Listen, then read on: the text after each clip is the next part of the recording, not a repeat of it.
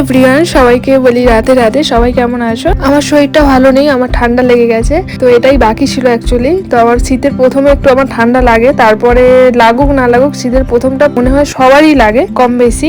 শীত ছাড়ার সময় মানে শীত যাওয়ার সময় তখনও সবার একটু কম বেশি লাগে, আমার মতে মনে হয় এটা। তো যাই হোক, ব্লগটা হচ্ছে কালকে গেছিলাম হচ্ছে আমরা রাসের মেলায়। হঠাৎই প্ল্যানিং, আমাদের হঠাৎই প্ল্যানিং হয়, মানে হঠাৎ প্ল্যানিং ছাড়া আমাদের কিছুই হয় না। বলো তোমাদের সবার ওখানে কি খুব ঠান্ডা পড়েছে? আমাদের এখানে তো মোটামুটি ঠান্ডা পড়েছে, মানে মোটামুটি না মানে পড়েছেই, বাট আমি ঘরের ভেতর থাকি বলে আমি বুঝতে পারি না। সকালবেলা উঠে প্রথমে আগে ওই ভিডিওতে যেই শরবতটা প্রথমে দেখলে, ওটা আমাদের এখানে তো বলে কতিলা, আমাদের ওখানে কি বলে অবশ্যই কমেন্টে জানিও।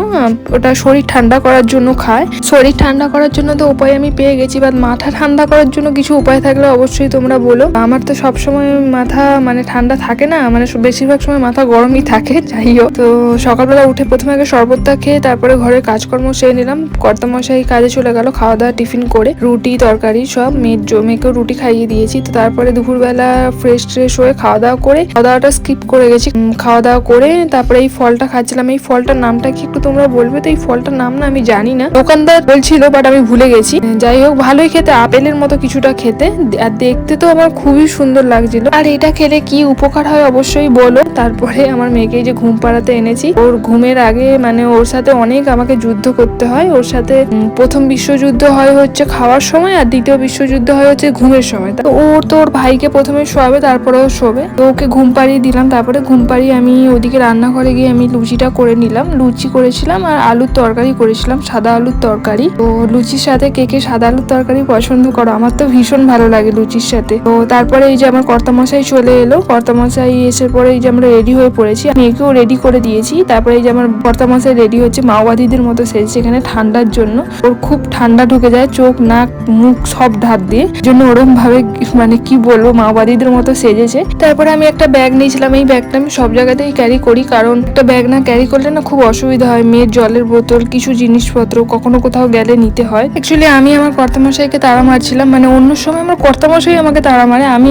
কালকে তাড়া মারছিলাম কর্তামশাই তাড়াতাড়ি চললো। তখন অলরেডি মানে 7টা বেজে গেছে, 7টা 5-10 এরকম হবে। শীতের সন্ধ্যেবেলা তো মনে হচ্ছে না অনেক রাত্রি হয়ে গেছে, তারপরে বাচ্চাটাকে নিয়ে যাবো, ঠান্ডা লেগে যাবে। আমি খালি টেনশন করছিলাম যে এখন 7টা বাজে, ওখান থেকে ঘুরে আসবো কখন, রাতে রাতে বলে বেরিয়ে পড়লাম। আমার মেয়ে তো খুব এক্সাইটমেন্ট, মানে ও কোথাও যাওয়ার নাম শুনলে তো আর কোনো মানে কিছুই নয়, পাপাকে দেখতে পেলেই শুধু গাড়ি করে ভুঁ করে যাবে। তারপরে ওখানে পৌঁছাতে প্রায় 7:30টা মতো আমাদের প্রায় বেজেই গেছিল। চলো মেলাটা ঘুরে দেখাই।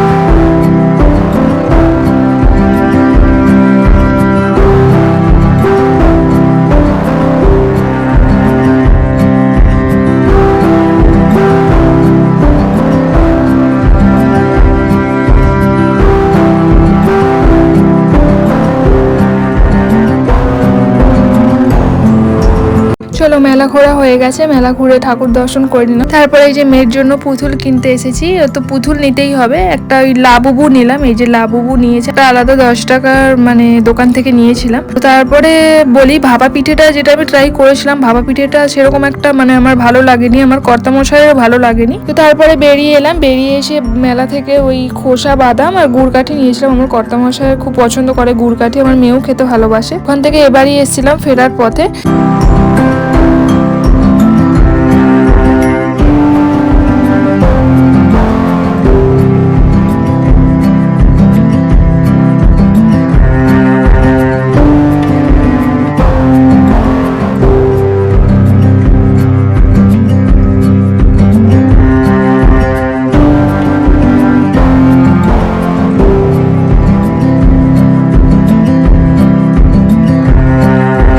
তারপরে ও বাড়ি থেকে বেরিয়ে পড়লাম। তো এই বাড়ি এসে প্রথমে আগে ডিনার করলাম। এখানে ছিল লুচি আর সাদা আলুর তরকারি। প্রথমে আগে মেয়েকে খাইয়ে তারপরে আমি নিজে খেলাম, তারপরে কর্তামশাইও খেলো। সবাই মিলে একসাথে খাওয়া দাওয়া করে আজকের মতো এখানেই ব্লগটা শেষ করছি। তো চলো আবার দেখা হবে অন্য কোনো ব্লগে। সবাই ভালো থাকবে, সুস্থ থাকবে, বাই।